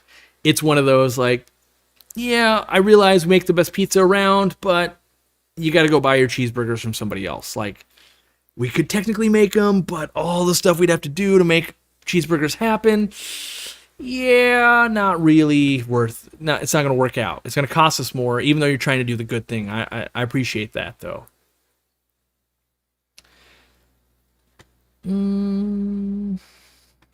Not sponge worthy. If I get an assassin snail to get rid of the rest of the snails that are starting to become an issue, once those pests are gone, what does the assassin snail eat? Usually fish food, meaty stuff. When they were new to the hobby, the real trick was feeding them pieces of steak. They like really meaty stuff. And so the more meat, the better. So you could put in silver sides, you could put in like clams on the half shell, you could put in rapashi, any of those would probably work. Have you ever seen the bucket stilts to install crown molding? That's right. You start putting anything on stilts and it starts getting more dangerous.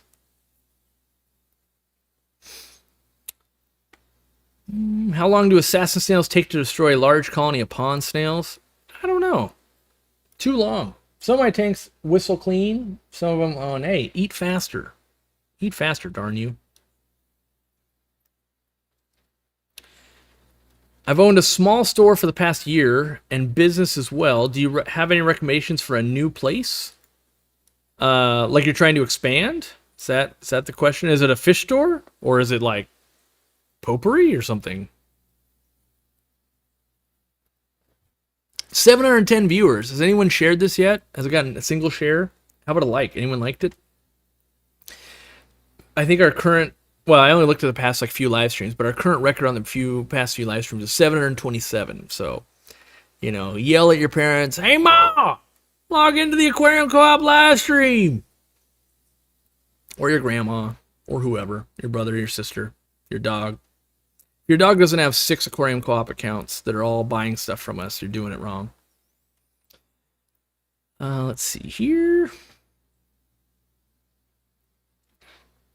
Have I thought about raising guppy fry entirely on magic feed, comparing it to raised on baby brine shrimp? I have. I've thought about that. There's so many like, ooh, that'd be a good idea. And then it's like, okay, but I really gotta pick my battles. The one battle that I'm wanting to do, I think, so along with my crazy lighting, conspiracy tinfoil hat guy, lighting guy, I believe that that people don't have enough nitrates in their aquarium, which is already like, the fish police just got, like a most wanted poster went up with my name on it for going, wait, he thinks people need more nitrates in their water, this guy. But for whatever reason, the minute someone gets algae or a sick fish or something, everybody goes, well, I'm done using fertilizer. I'm doing more water changes. I'm doing all this stuff.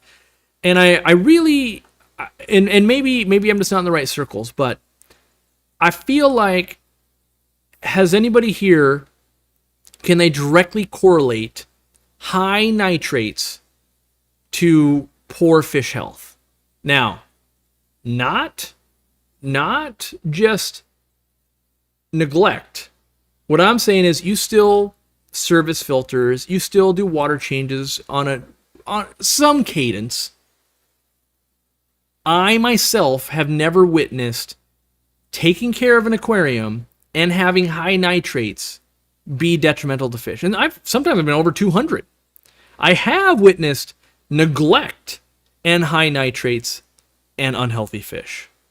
But I don't think I've ever witnessed or talked to somebody who's like, I'm doing all the right things to keep healthy fish, and I also have nitrates, and then I have unhealthy fish. I want to believe every time it's like, oh, but you're not doing this critical thing? Yeah, that's actually why you're having problems, not the nitrates. And so what I see happening is people get a little bit of algae and they pull back. Let me turn the lights down. Let me change water more. Let me get more nitrates out. And they just go in a cycle of killing plants for a very long time. And I believe that we could all run our tanks at, let's just call it 50 parts per million nitrates all the time. And I think 98% of us would never see anything bad from it. And 90% of us would see better, healthier aquariums. It's a bold statement. However, I honestly believe we have spent so many years change more water, be afraid of nitrates, that we have made it worse for our animals. I honestly believe that. And so, back to the original statement, brine shrimp versus the magic small fish feed. I want to do an experiment where I want to get scoops. Basically, I want to 3D print some scoops, and I want to put a scoop of food in every day for like a month or two, and just go like, how high can we get these nitrates? How much can this tank process? And then up it even more, and just keep putting more food in, and more food in, and more food in, and more food in. And document this so that you're like, wow, that 40 breeder can take 5 tablespoons of food every day and it's still like fine? Because I was putting in 1/6 of a teaspoon a day and I thought I was Captain Insano. I think we're too afraid. We're too afraid that nature won't fix it. When nature is going, no, please, I'm starving to death. I need more. Please give me some more nutrients. More nutrients need to come into this aquarium. Please. Like we'll watch people talk about noxic filtration and doing all this crazy stuff. And it's like, yeah, but do we need to be doing that? Like, why not lean into it? And so, yeah. There are studies that link nitrates with fungus that cause hole in the head. Sure. There's also studies that show the fathead minnow, they don't see any detriment to that fish until you're over 800 parts per million. I'm just saying, and there's also there's studies that show if you drink too much water, you will die. That's literally a thing. There's also a healthy amount too, right? But if we extrapolate, ooh, high nitrates did this one thing, therefore I will never have nitrates. Ooh, too much water could kill you as a human. Therefore, you'll never have water again. Guess what? You will die. And I think that's more what's going on is like, ooh, nitrates are pretty scary. So we'll just go without any. Meanwhile, your plants are dying and you're losing that benefit. You're not having more cover. So if the plants are booming, you have less stress in the fish. They're less immunocompromised from that. There's so many good things. You could have no nitrates but have heavy metals and other toxins in the water that the plants would scrub out, but because they don't have nutrients, they're not scrubbing that out, but we're not measuring for that because we have no way to measure for that. So while I do think, and this is, I realize I already sound insane, and the people that want to take it the wrong way will definitely be like, this guy is crazy. I understand. I just think that as a community, we could test, like, what if, how many people, like, here's a good question, I think. I want to pose this question. How many people right now have an aquarium that has more than 50 parts per million nitrates? I bet you it's very low. That's my guess. Now, people could mess with us and be like, oh, all of us do, like, you fool. I honestly don't think, I think most people wouldn't have. Do you have a tank with more than 50 ppm of nitrates? And it's a yes or no. I, right now, would answer that question no. I've got maybe one at like 30-ish. My plants are just bottoming out my tanks. I need to dose way more. And I need to feed more. And people, when they see me feed, they're like, you're feeding way too much, bro. And yet my tanks themselves, my ecosystems are going, I need more from you, Corey. I need more in, I don't care if it's fish poop. I don't care if it's fertilizer. I need more. And so I would wager, I would wager that most of us aren't doing that. And so what I mean by that is, so few of us are testing and playing in those realms that we don't really know. And you don't really know until you try it. And I think we went from, let's just pick a time, 80s or 70s or something like that, where we never kind of tested water and didn't worry about it. And then we kind of neglected tanks and then stuff would die. And then through the, let's say, 90s to 2000s, we go, you know what? Let's go ahead and get rid of it all. And then we didn't see any detriment necessarily. Like, it's really good to keep fish. Like, clean water keeps fish really well. Clean water keeps plants terribly. But now we are in a phase of, we like planted aquariums. And so if we like planted aquariums, we have to find the medium. If 250 is too much and 0 is not enough for plants, where is the safe spot? I started out with going, hey, just don't let it drop below 20.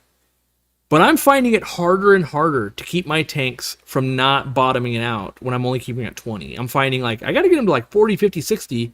I get it up to there, and my tanks will look real good and sail on for a long time until they eventually like, oh, Corey got lazy in dosing and didn't feed quite as much, and then they bottom out, and then it starts hurting again. And what we know from plants is when they run out, they really start struggling, and you do damage to them that doesn't just come back. It's not like you run out of food, you miss a meal, and then you eat and you're fine. It's like, well, no, you actually, like, damage happened to the plant. Now you feed again. The damage doesn't repair. Plant damage never repairs, basically. Once the damage is there, it's always there. Once that hole's there, once that thing's there, it's always there. So you have to go into, like, you can never run out. So, yeah, so we're running at 62% of people don't, but 38% of people do.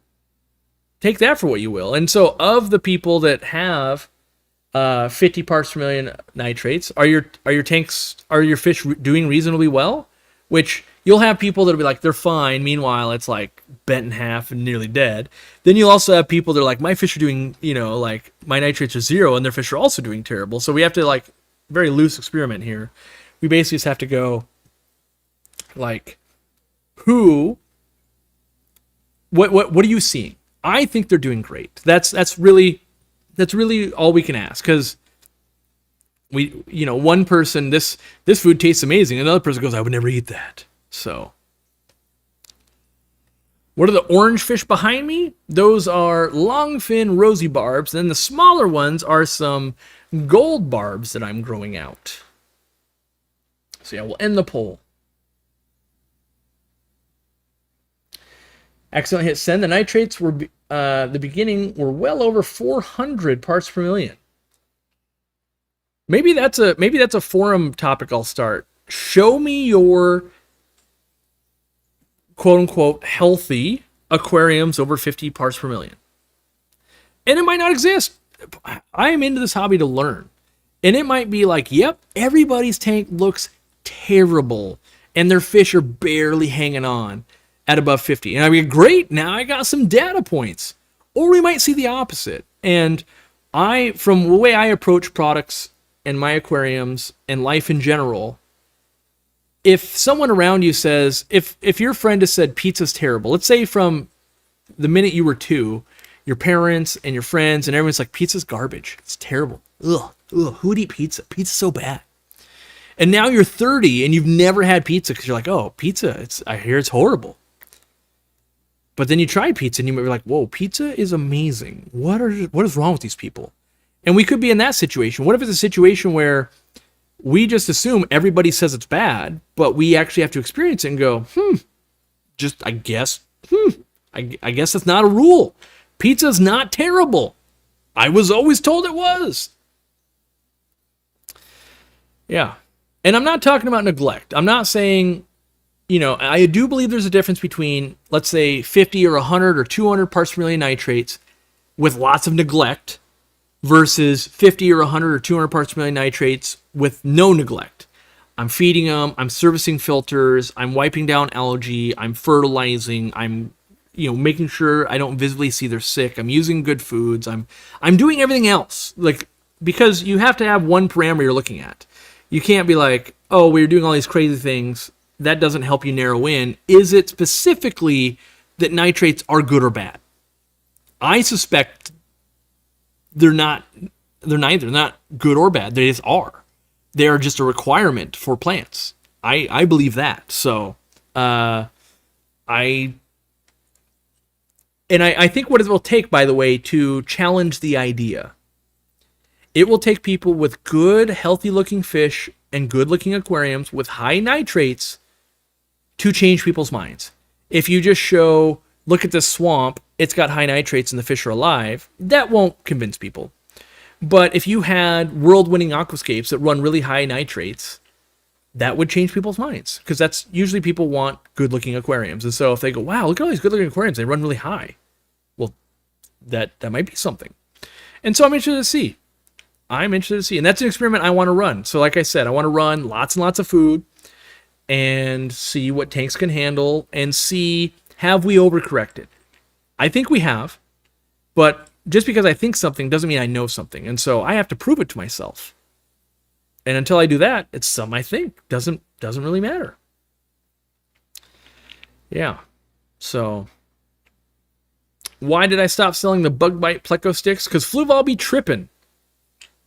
I go to order 700 bags from Fluval, they ship 12. Then they say, well, we're back ordered on these. 6 weeks later, back ordered. They ship 32 of them. And then 6 months later, still back ordered. So what it does, it costs us lots of money in customer service. People just go, well, I won't order if you think you'll get it in soon or whatever. And so we stop carrying products that we can't keep in stock. If we can't keep it reasonably in stock, it only hurts us as a business. And so, unfortunately, we stopped carrying all the Fluval foods because of that. So, do everything will create a pleco food and sell it? I do. Yes. Actively working on it. Not necessarily a pleco food.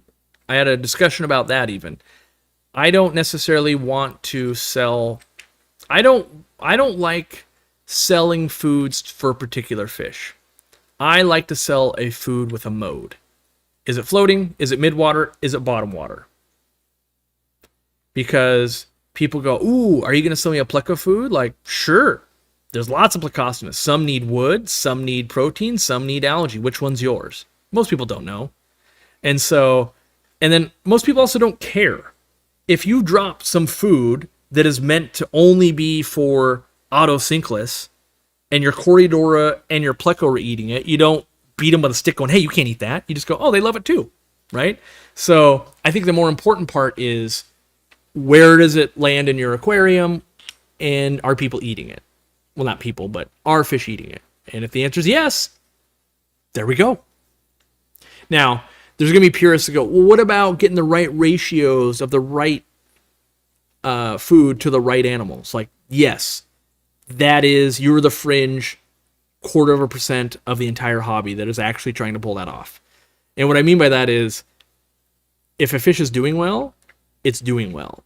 If you're like, but it shouldn't have that much protein, like, great, then make a food that won't do that. And then what happens is you go, yeah, but they won't eat it. And like, yeah, it's really hard. It's really hard to make high spirulina content and that kind of stuff, and then have the food actually want to eat it, or have the fish actually want to eat it. Instead, you have to starve them to get them to eat it, because they're like, that tastes terrible. It's very bitter. I don't want that. And you're going, why does my fish that should be eating veggies keep eating the protein food for my other fish? Like, yeah, because that tastes good, and that one doesn't. So you're fighting uphill, so you have to start keeping species-only tanks, and you have to start working on that, and that's not what we do. I focus on planted community tanks. So that's what we do. And if your fish want to get down on planted community type environment, you're going to do well here. If you want to do something crazy else, not going to work. I mean, it might work, but we're not going to design for that. Just like I don't design for saltwater.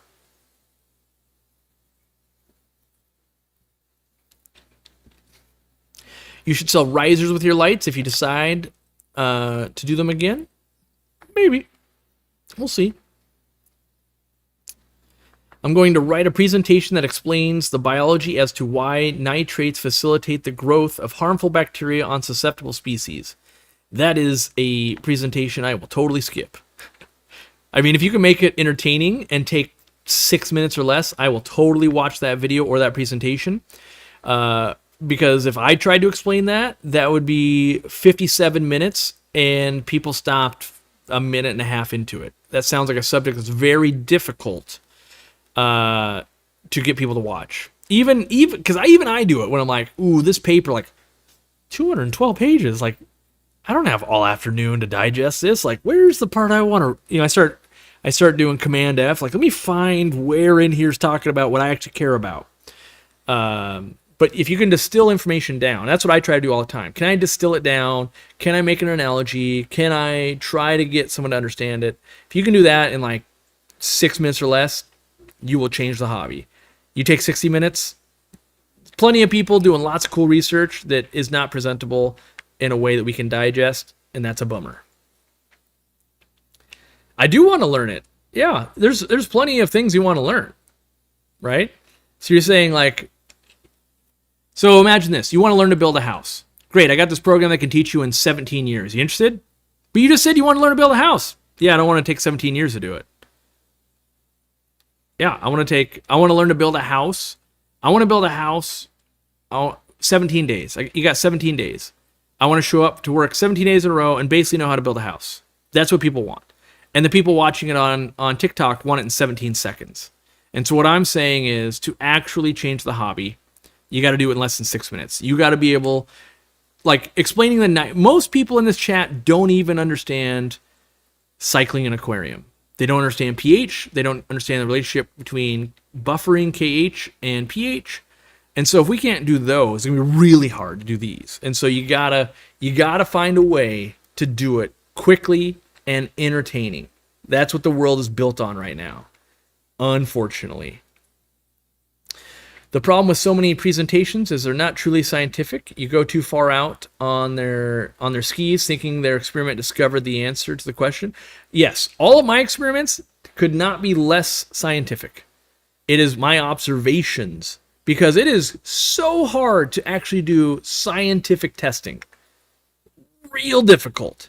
Not to mention we'll get started with peer reviews and who else is doing it, like really hard. I don't even understand your argument. I'm speaking to individuals like yourself specifically. Yeah, I'm telling you right now. I don't want to watch something longer than 6 minutes on the subject. Like, you could put it together, and I can feign interest of like, ooh, do all of that work, and then you'll come over, not come over, but you'll send me a link, and I'll be like, yeah, I don't have the time. I just won't have the time. I just know I won't have the time with what's going on in my life and the company and everything. I just won't have the time. And I would much rather be upfront and tell you than have you spend hours and then go, so what'd you think? Like, oh, I haven't read it yet. Like, what do you mean you haven't read it yet? Like, I thought this was important. Like, it is important. I would love to learn it in 6 minutes. Like, I'm just being truthful. I want to learn that in 6 minutes, or I want to do it in my own experiment on my own time when it fits my schedule. Like, let's say you wanted to learn how to build a car, and someone said, great, if you can be here 12 minutes from now, I can teach you everything you need to know in 6 hours. The odds are you couldn't make it happen. You're like, well, I got something else going on in 12 minutes from now. And so information has to be at a point where it's digestible when the person wants to digest it, in a format they want to digest it. That's what makes teaching so hard. You can have visual learners, you can have auditory learners, you can have people that have to read it, people that have to write it. And for me, mostly, I have to experience it. For me to learn really well, I have to experience it, I have to see it happen. So I have to recreate what you would have in your study. I'd have to replicate it, go, I understand why now, I see. And then I would also want to be able to replicate it so I can go, that's not what happened for me, or that is what happens for me. So, yeah. That's not how peer research works. Sweet. Done. Couldn't be more done, Scott. Scott, I'm done with it. Moving on. Let's see here.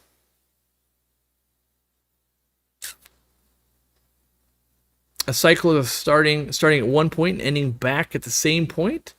That's not what you're doing in an aquarium? Sure. Yeah. Let's see here. How do I know if there's enough CO2 for plants, but not too much for the fish? Am I even understanding that correctly? Yeah, you could put so much CO2 in that pH starts to crash. That can happen. Also, if you set up a way where you're doing a lot of CO2 and not a lot of oxygen, you can create an environment where there's not enough exchange. But for the most part, here's what I do. I use injected CO2 in sparingly, just enough so I start getting purling on plants. And that just means that the plants are releasing a lot of oxygen because the water is super saturated with oxygen. And so when I see that, I don't chase the 28 part per million, have to be that. But I also don't run into problems where I'm having gas problems with my fish, whether it's not enough oxygen or too much CO2 or anything like that.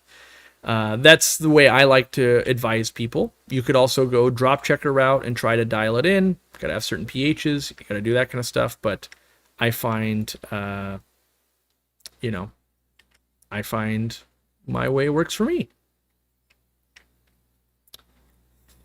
Let's see here.